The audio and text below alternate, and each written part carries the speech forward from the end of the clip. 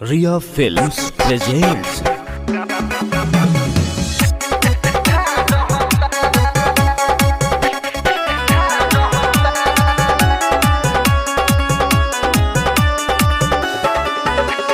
Music by DK Divana. DK Divana. पढ़े पुहरी बा हमरा चोली के साफ पड़ता पूरा खोली के पढ़े पुहरी बा हमरा चोली के साफ पड़ता पूरा खोली के मुँह में पेन्हिले बेजाबी चूसे ना उठ के लहली पानी ढूंढी में झाड़ता हम मोड़ लहंगा के झोल सैया की गमछा से झाड़ता हम मोड़ लहंगा के झोल सैया की गमछा से झाड़ता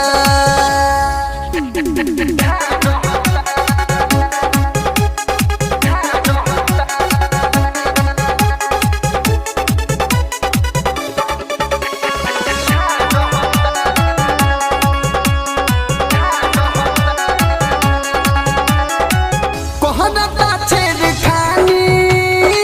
बढ़ गइल बा पानी बनला बड़ा सफियाना हमके मोहब्बतानी कहता छेड़ खानी बढ़ गइल बा पानी बनला बड़ा सफियाना हमके मोहब्बतानी केतनो मारिले सेंट इता तब छुए न मोर हिता पूरा पानी में खंगा रहता तो मोर लहंगा के झोल सैया की गमछा से झाड़ता हो मोर लहंगा के झोल सैया की गमछा से झाड़ता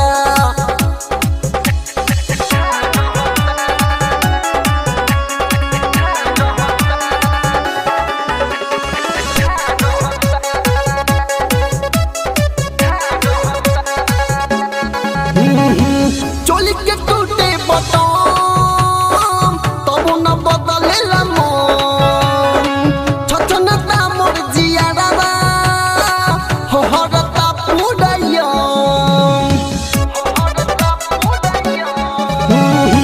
चोली के टूटे बटन तब न बदलेला मन छछनता मोर जियारावा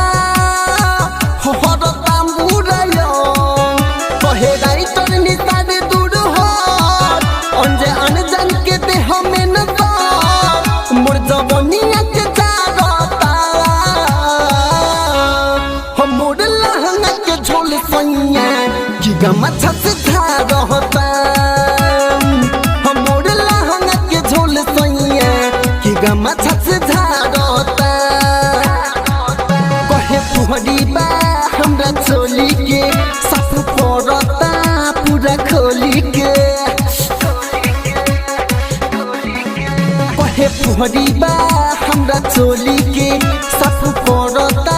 पूरा खोली के मुँह में पेन्हिले बेजाबी चूसे ना ओठ लहली पानी ढूंढी में झाड़ता तो मोर लहंगा के झोल सैया की गमछा से झाड़ता